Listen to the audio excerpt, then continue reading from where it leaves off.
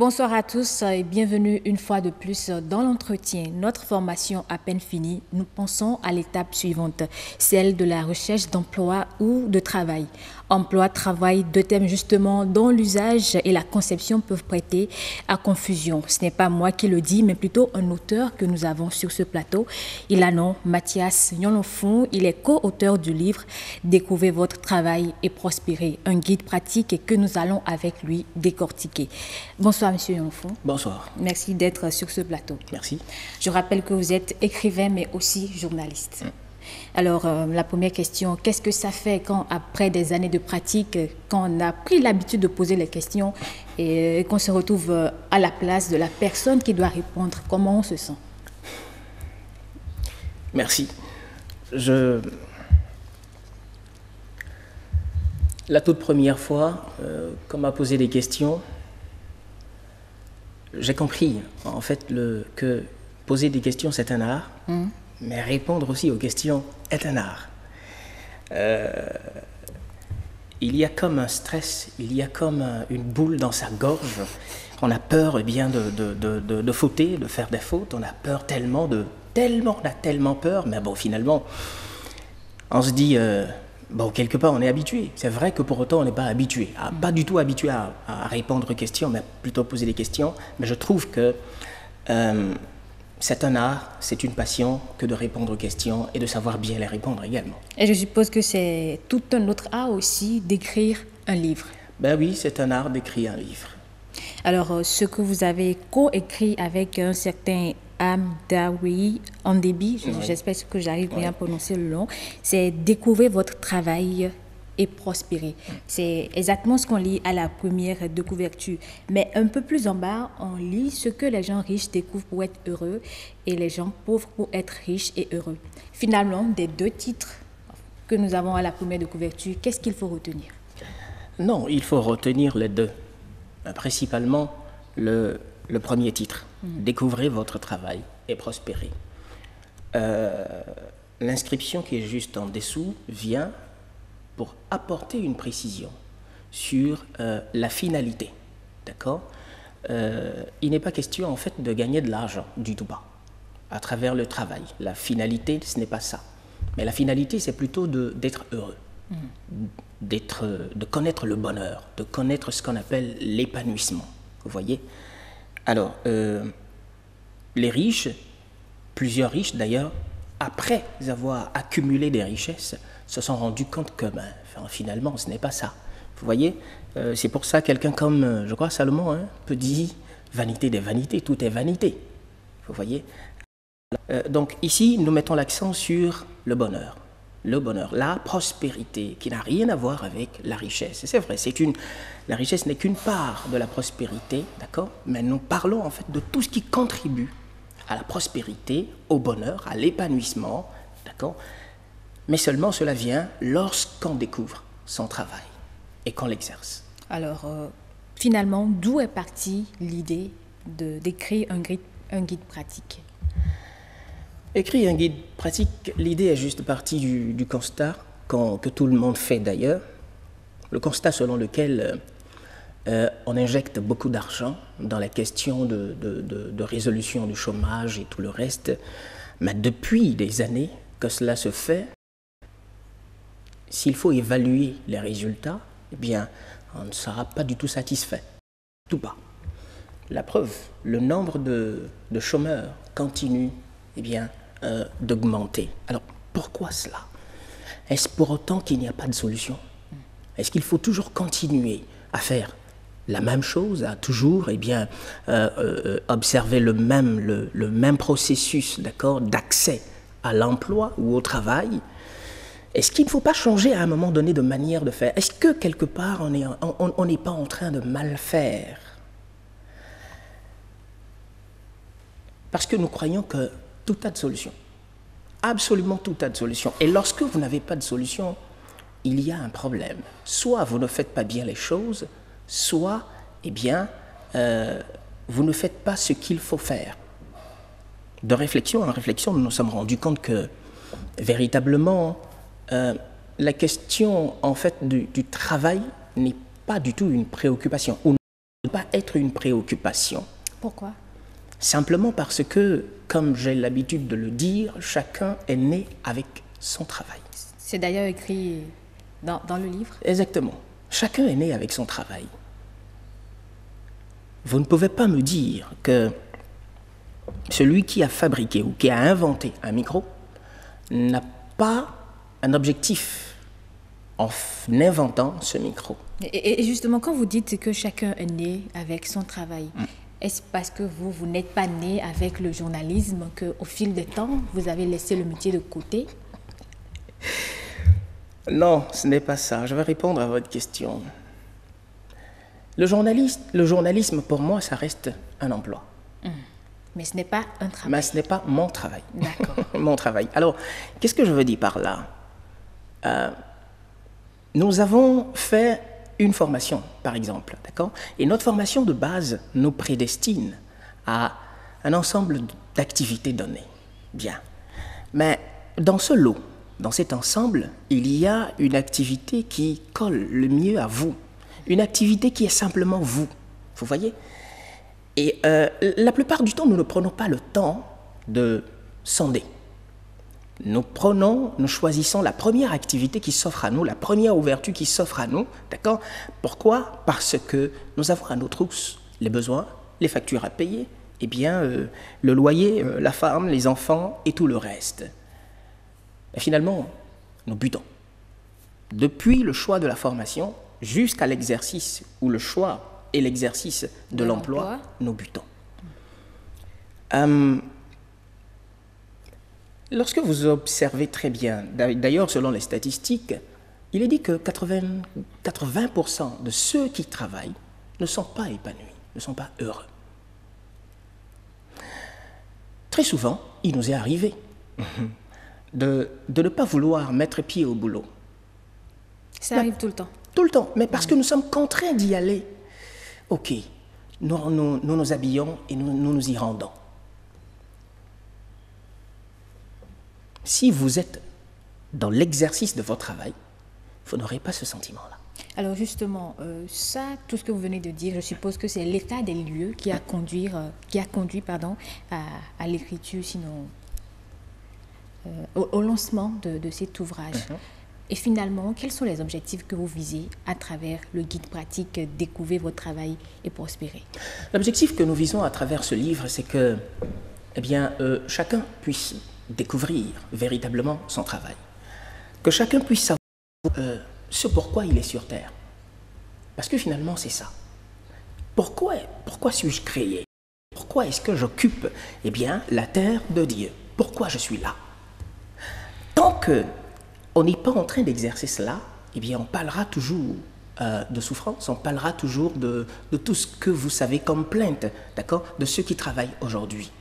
L'objectif, c'est que, par rapport aux gouvernants, qu'ils cessent, par exemple, d'accord, d'injecter de l'argent, les yeux fermés, dans la question de l'emploi. Non, je voudrais plutôt que les investissements qu'on va faire désormais dans ce domaine-là soient des investissements réfléchis. Pourquoi, par exemple, ne pas s'assurer d'abord de ce que celui qui exerce une activité ou qui gère une entreprise, qui veut ouvrir une entreprise, d'accord, est dans ce qui lui convient le mieux? Pourquoi ne pas s'assurer de ça? Lorsque, par exemple, on veut recruter quelqu'un dans une entreprise, pourquoi ne pas recruter non sur la base de la formation, mais sur la base de ce que la personne a de naturel, de ce que la personne peut mieux faire, peut faire le mieux? Alors, à vous entendre, il y a clairement une différence entre emploi et travail. Mais ce n'est pas toujours évident à cerner. Selon vous, quelle est cette différence-là? La différence, c'est à plusieurs niveaux. L'emploi, c'est toute activité. Alors que le travail n'est pas toute activité. Non, le travail reste ce pourquoi vous êtes là, uniquement. L'emploi est exercé, certes, pour... l'emploi est exercé ou est choisi sur la base de ses propres critères. Vous voyez? Quand je parle de critères, je parle par exemple des opportunités du marché d'emploi, parce que c'est seulement cette activité-là qui s'offre, c'est seulement là, il y a d'ouverture, voilà. on y va. Je parle de la pression parentale, je parle du mimétisme, d'accord, ou de la comparaison, d'accord, ou du suivisme, parce que l'autre affaire, je veux faire aussi. Par contre, le travail est comme une imposition. Puisque vous êtes né avec ça, vous ne pouvez pas vous y dérober. Vous voyez? Le travail, c'est, eh bien, ce n'est pas vous qui choisissez, non, mais c'est Dieu qui produit en vous ce qu'on appelle la volonté et la capacité de l'accomplir, aussi simple que ça. Troisième niveau, c'est au niveau de la finalité. La finalité de l'emploi, certes, lorsque nous exerçons un emploi, nous satisfaisons à des besoins, oui. Mais la finalité, c'est l'argent, c'est la satisfaction de nos besoins. Si on touche par exemple à votre salaire, bon, je ne vous pose pas les questions, parce que je ne suis pas là pour poser les questions. Mais si aujourd'hui, posez la question à ceux qui travaillent, si on touche à votre salaire, si on vous dit que vous n'aurez pas de salaire sur 3 mois ou sur 1 an, que feriez-vous? Par contre, le travail, même s'il n'y a pas de rémunération, vous allez continuer. Mais est-ce qu'on peut vivre sans rémunération? Non, le travail, en fait... Parce que je suppose que la finalité et du travail et de l'emploi, oui, c'est quand même une rémunération pour arriver à subvenir à ses besoins. Mais quand vous me dites que même quand on travaille et qu'on n'a pas la rémunération, on peut continuer, pour quelle finalité? Mais non, le travail, en fait, vous garantit une rémunération. Le travail vous garantit une rémunération. Mais je dis, la finalité, ce n'est pas ça. La finalité plutôt du travail, c'est de satisfaire au plan de Dieu, de s'accomplir, je vais dire. Vous voyez? Non de s'accomplir, en fait, de réaliser ses désirs, de réaliser ses ambitions. Non, je crois que nous ne sommes pas sur Terre pour réaliser nos ambitions. Non, nous n'en avions pas, nous ne connaissions pas ce monde-là avant de venir. Non. Mais dans la pratique, est-ce qu'il est toujours évident de découvrir son travail? Bien sûr, il est évident de découvrir son travail. D'ailleurs, la preuve, nous avons cité un certain nombre d'indices dans ce document, d'accord, accompagnés d'exercices pour accéder à cela. C'est bien pratique. Je l'appelle un guide pratique, ce livre-là. Vous voyez? Alors, je ne sais pas si on va en parler, mais quand on va entrer dans ces différents indices, vous aurez le temps de constater que, véritablement, avant de nous envoyer sur Terre, Dieu avait prévu tout, d'accord, pour nous faire découvrir ce pourquoi nous sommes là et de l'accomplir. Et quand je dis ce pourquoi nous sommes là, il ne s'agit pas. Tout de suite, on a l'idée de... Quelqu'un m'a demandé, et c'est précisément mon frère, il me dit, mais est-ce que tout le monde doit travailler pour Dieu, comme toi tu le fais? J'ai dit non, ce n'est pas ça. Je crois que Dieu veut, d'accord, des gens dans la mécanique par exemple, Dieu veut, d'accord, qu'il y ait des gens qui travaillent dans la médecine, Dieu veut qu'il y ait des gens qui travaillent dans tous les secteurs d'activité. Et d'ailleurs, c'est pour cela que Dieu a donné une prédisposition naturelle à chacun de nous, d'accord? En parlant de Dieu, si vous permettez, à presque toutes les pages du livre, il y a une référence au verset de la Bible. Pourquoi cette association? Finalement, le livre s'adresse essentiellement aux croyants? Non, pas du tout. Pas du tout. Nous avons, nous tous sur Terre, nous avons une personne de commun, Dieu. Tout le monde n'y croit pas. Bon, d'accord. Alors, quel pourcentage? Très infime. C'est moi qui pose les questions. Très infime. Ah, d'accord, ok, d'accord. Je retire. Alors, très infime ce pourcentage-là, d'accord? Je crois que vous ne pouvez pas faire ou réussir selon les principes de Dieu, véritablement, si vous ne croyez pas en Dieu, il y a un problème. Et d'ailleurs, c'est la raison pour laquelle notre société souffre aujourd'hui. C'est pour cela que le monde souffre, juste parce que, eh bien, Dieu a été écarté. Je crois que, loin d'entrer dans les questions de religion, on peut bien, d'accord, impliquer Dieu dans l'économie, dans tous les secteurs d'activité et prospérer. Regardez, observez un peu les résultats que nous observons aujourd'hui dans tous les secteurs d'activité. Ce ne sont pas des résultats réluisants. Ce sont des résultats, certes, on peut appeler ça succès, mais observez très bien, il y a toujours des effets secondaires. Vous pensez qu'il y a manqué la main de Dieu? Mais justement, vous savez pourquoi je dis ça? Je crois qu'il y a en fait une façon de faire les choses selon Dieu. Dieu nous a créés et nous a donné ce qu'on appelle la liberté, le libre arbitre, d'accord? Nous avons la possibilité d'avoir nos propres volontés. Donc nous avons la possibilité de définir nos propres règles de fonctionnement. Dieu, eh bien, ne nous interdit pas ça. Nos règles de fonctionnement pourront, eh bien, produire des résultats. Mais à côté de cela, il y a les règles de fonctionnement de Dieu pour chaque chose. Pourquoi est-ce que vous êtes créé pour fonctionner, vous, votre corps par exemple? Pourquoi votre corps fonctionne de cette façon-là? Vous envoyez de la nourriture et tout descend, tout le processus, la nourriture suit tout le processus et produit finalement le résultat. Pourquoi? Il en est de même pour chaque chose. Dieu a une volonté pour chaque chose. Mais lorsque nous écartons Dieu, nous allons produire nos résultats. Mais imaginez un monde où, eh bien, nous faisons désormais les choses sous l'inspiration divine. Nous faisons désormais les choses, eh bien, non parce que nous avons voulu les faire de cette façon-là, mais, eh bien, parce que nous avons laissé le divin qui en nous parler. Nous avons laissé le divin qui en nous s'exprimer. Selon vous, qu'est-ce que cela peut garantir? Mais cela peut garantir, eh bien, le succès absolu. Le succès absolu. Un exemple, regardez, observez tout ce que l'homme crée, tout ce que l'homme a créé jusque-là. Vous connaissez déjà quelque chose de créé qui n'a pas de conséquences négatives? Non, ça n'existe pas. Mais observez la création de Dieu. Vous connaissez une création divine qui a de conséquences négatives? Non, pas du tout. Mais pourquoi on ne peut pas copier ce modèle divin? Voilà ce qui nous manque. Donc, en fait. Selon vous, tout ce que les hommes ont créé, tout ce que les hommes ont eu à créer sur cette terre ont des effets négatifs à la fin? Ben oui. Mais pourtant, on peut dire que c'est Dieu qui a inspiré ces hommes à la création. Ah oui, justement. C'est trop facile de dire ça. Ce n'est pas facile de le dire. Je suis d'accord. Regardez, Dieu nous a donné ce qu'on appelle intelligence. Évidemment. Ouais. Mais ce n'est pas parce que Dieu nous a donné l'intelligence, pour autant, il agit sur notre influence. En fait, il influe sur notre intelligence. Non. Nous avons ce qu'on appelle le naturel. Il y a deux dimensions, le naturel et le surnaturel. Nous pouvons vivre dans le naturel et faire tout ce que nous voulons. C'est nous qui décidons. Parce que nous sommes maîtres de la terre. Je crois qu'on nous appelle Béton, donc le maître de la terre. Dieu, en fait, vous voyez, je crois qu'il est suffisamment élégant, il est suffisamment distingué, d'accord, pour s'ingérer dans notre façon de faire les choses, dans notre façon, eh bien, de gérer. Suffisamment distingué. Tant que vous ne l'impliquez pas, eh bien, Dieu ne vous tiendra pas tête. Si pour ça, eh bien, quelqu'un peut se lever et décider de tuer et réussir en cela. Si pour ça, quelqu'un peut se lever et décider d'escroquer et réussir en cela. Mais pourquoi Dieu n'arrête pas? Pourquoi Dieu ne l'arrête-t-il pas? À votre avis, pourquoi?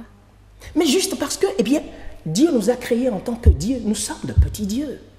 Nous avons ce qu'on appelle l'intelligence. Donc nous pouvons produire tous les résultats, mais sauf les résultats de Dieu, tant qu'on ne l'implique pas, tant qu'on n'accepte pas de laisser de côté, d'accord, notre volonté pour épouser sa volonté. Alors j'ai bien envie de vous demander, vous aviez un emploi et aujourd'hui, je suppose que vous avez découvert votre travail. Quel est votre travail? Mon travail, c'est de découvrir les modes de fonctionnement de Dieu, les principes de fonctionnement de Dieu, d'accord, pour chaque domaine. Comment Dieu veut, par exemple, que le couple fonctionne? Mari et femme. Comment? Quelle est la volonté de Dieu par rapport à ça? Regardez un peu la déchéance qu'on observe dans la société. Pourquoi? Juste parce que le mari ou l'homme ne joue pas son rôle, ne fait pas ce qu'il devrait faire, ou la femme ne fait pas ce qu'elle devrait faire. Dans le foyer, chacun a un rôle. Bon, on n'est pas là pour parler du foyer, mais c'est juste un exemple. Quelle est la volonté de Dieu, par exemple, en matière d'économie? Parce que je crois que le plus grand économiste, c'est Dieu. Mais comment Dieu veut qu'on fasse l'économie? Regardez, on parle de crise économique jusque-là. Bon, je ne sais pas, vous êtes journaliste. Oh non, ce n'est pas moi qui pose les questions. J'en retire. Bien. C'est le défaut d'être journaliste aussi. Alors, je crois que jusque-là, on n'a pas encore de solution. Pourquoi? Est-ce parce que Dieu n'avait pas prévu cela? Dieu n'avait pas déposé la solution en quelqu'un? Je crois que oui, la solution est en quelqu'un. Parce que tous ceux qui gèrent cette affaire-là, eh bien, ils ont fait des études, ils ont fait de hautes écoles. Mais pourquoi n'ont-ils pas la capacité de trouver solution à cela? On parle de pauvreté depuis. Pourquoi il n'y a pas de solution à cela? Pourquoi? La solution n'existe-t-elle pas? Je crois que non, oui, la solution existe. Mais qui pour donner la solution? Si en cela je dis, eh bien, que chacun de nous doit découvrir son travail. Pourquoi? Parce que si seulement chacun acceptait de découvrir son travail et de l'exercer véritablement, on aurait moins de problèmes dans ce monde. Car je crois que nous sommes la solution de Dieu pour tout. Vous êtes la solution de Dieu pour quelque chose de précis. Je crois que, vous voyez, c'est comme lorsque vos enfants, les parents ont toujours une solution pour leurs enfants, quel que soit. Hein. C'est le cas aussi de Dieu. Lorsque les gens crient à Dieu, qu'est-ce que Dieu fait? Dieu ne descend pas, non. Dieu emploie un homme, Dieu envoie un homme. Dieu dépose la solution dans un homme pour, eh bien, apporter cette solution à ceux qui crient à lui. Quelle est la solution que Dieu a déposée en chacun de nous, En moi, quelle est la solution que Dieu a déposée? C'est lorsque nous allons accepter de mettre cette solution-là à la disposition des gens que véritablement nous allons connaître ce qu'on appelle la prospérité. Et justement, comment arriver à découvrir, comme vous le dites, ou bien comme vous l'avez fait, comment arriver à découvrir son travail? C'est vrai que dans le guide, il y a des exercices, mais dans quel état d'esprit il faut être avant de pouvoir découvrir son travail, comme vous le dites si bien? L'état d'esprit, d'abord, est-ce que nous voulons découvrir ce travail? La première question. La première question. Si nous ne voulons pas, c'est pour ça que je dis aux gens de ne pas acheter le livre juste pour acheter. Ce n'est pas un livre de lecture, non, pas du tout. Qu'ils achètent juste parce qu'ils en ont besoin, aussi simple que ça. Est-ce que vous voulez? Si vous ne voulez pas, Dieu ne vous forcera pas. Vous allez passer votre temps sur terre, faire ce que tout le monde fait, ne pas être différent, sans savoir que c'est seulement dans notre unicité que véritablement, eh bien, le monde va s'épanouir. Le monde a déjà tout vu, mais le monde n'a pas encore vu mon unicité. Le monde n'a pas encore vu ce que j'ai de particulier. Le monde n'a pas encore vu. Ça n'a jamais existé. Donc, première étape, il faut d'abord vouloir découvrir son Il faut travail. d'abord vouloir découvrir cela. Et la deuxième étape? Bien. La deuxième étape, c'est pourquoi voulez-vous découvrir cela? Je veux, parfait, mais pourquoi? Quelle est la motivation? Quelle est la motivation? Si la motivation n'est pas forte, on finit par abandonner. Parce que j'avoue, c'est un chemin étroit, c'est un chemin difficile. Découvrir ça, c'est un chemin difficile. Il faut beaucoup de patience, il faut beaucoup de volonté.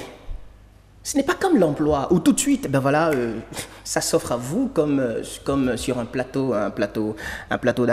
d'or. Mais c'est pas toujours évident. C'est pas toujours. Même l'emploi, ça ne s'offre pas sur un plateau d'or. Je suis d'accord. Pourquoi? On peut pas non plus dire que le chemin de l'emploi est large. C'est aussi étroit que le chemin du travail. D'accord. Ça dépend du point de vue. Ça dépend également de ce dont vous parlez aussi. Mais je dis que découvrir le travail reste étroit. Ah oui, c'est vrai, ça reste étroit. Pourquoi? Je vous donne un exemple. J'ai rencontré un certain nombre de personnes qui ont déjà lu le livre, mais je leur demande, avez-vous déjà fait les exercices? Je dis, ah, je suis en train. Ah, je n'ai pas fait. Vous voyez, il y a ces deux éléments, la volonté et la motivation. Pourquoi est-ce que je veux? On va y aller très rapidement. Les étapes pour découvrir son travail. Il y a d'abord vouloir. Pourquoi je veux découvrir mon travail. Et après? Non, après c'est juste bon. Alors, juste après ça, lorsque vous réglez ces deux questions-là, maintenant, il faut décider d'aller au premier indice. Le premier indice pour découvrir son travail.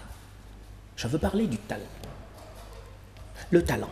Le talent, c'est une aptitude naturelle, c'est un don naturel. Chacun de nous est né avec ça. Vous voyez, l'aptitude de vendre, par exemple, l'aptitude de parler et de bien parler, l'aptitude d'écrire, l'aptitude de motiver, d'accord? Il y a plusieurs talents.